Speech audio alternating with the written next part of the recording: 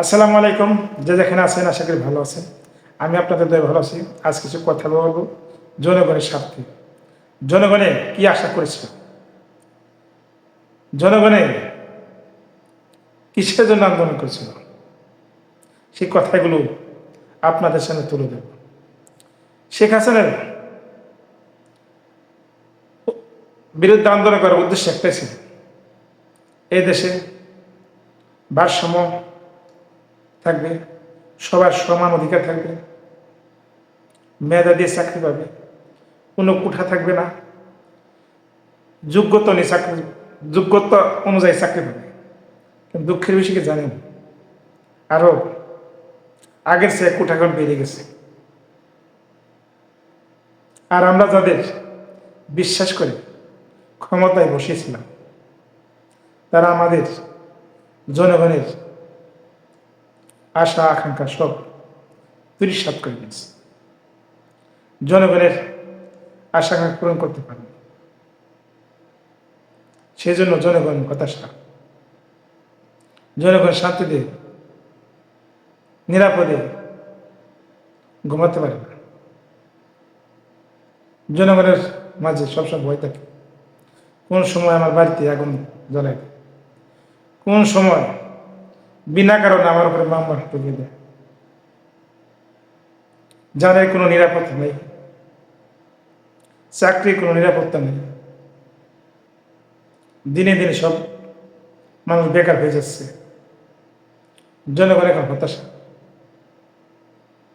এই দুঃখ কষ্ট কথাগুলো কার কাছে বলবে? যারা সরকার প্রধান আছে তারা কি ভাবে? যারা দায়িত্বশীল আছে, যারা কিছু করতে পারবে, তারা চুপচাপ খালি শুধু দেখে মানুষের কীর্তিকলাপ। কিন্তু ইচ্ছা করলে তারা এক মাসের ভিতরে সবকিছু নিয়ন্ত্রণ করতে পারে। কেন করে না? কোন স্বার্থে?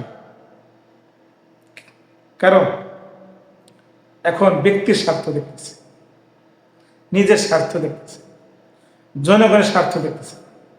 সেই জন্য আজ আমাদের বাংলাদেশে বিশৃঙ্খলা, জনগণের হতাশা। জনগণে কার কাছে বিচার দেবে? যাদের কাছে বিচার দেবে তারা হলো স্বার্থপর, নিজের স্বার্থটাই আগে দেখে। যদি তারা নিজের স্বার্থ না দেখে, যদি ইচ্ছা করে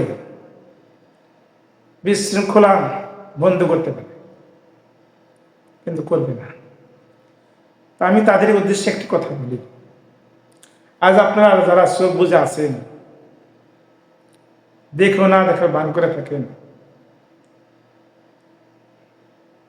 সঠিক দায়িত্ব পালন করতেছেন না, একদিন যেদিন আপনাদের উপরে এই আঘাত আসবে, সেদিন আপনারও হারারে টের পাবে যে যারা আক্রান্ত হয়েছে তাদের মনে কতটা কষ্ট ছিল, তাদের মনে কতটা দুঃখ ছিল। সেদিন অনুভব করতে পারবেন আপনারা, কিন্তু এখন পারবেন না। তাই বলবো, যে যেখানে আছেন মানুষকে ভালোবাসুন, মানুষ আশা পূরণ করুন, জনগণের পাশে দাঁড়ান, জনগণের কথা ভাবুন, আইন অনুযায়ী কাজ করুন। আইনের বাইরে কেউ কাজ করবেন না। যদি আইন অনুযায়ী কাজ করেন, সংবিধান অনুযায়ী কাজ করেন, এই দেশে কোনো দুর্নীতি থাকবে না। এই দেশ সাধারণ জনগণ সুযোগ সুবিধা ভোগ করতে পারবে। সবার কাছে অনুরোধ করি, সাধারণ জনগণকে শান্তিতে ঘুমাতে দেন। সাধারণ জনগণ 3 বেলা ভাত খেয়ে, ছেলে সন্তান নিয়ে রাত্রে জানি শান্তিতে ঘুমাতে পারে, সেই সুযোগটা আপনারা করে দেন। তাহলে জনগণ খুশি, আর জনগণ প্রাণ ভরে আপনাদের জন্য দোয়া করবে, এবং আমার সঙ্গে আল্লাহ পাক আপনাদেরকে সন্তুষ্ট রাখবেন। কথার মধ্যে যদি ভুল হয় আপনারা ক্ষমা দেখবেন। ভালো থাকবেন, সুখে থাকবেন, আর আমার জন্য দোয়া করবেন।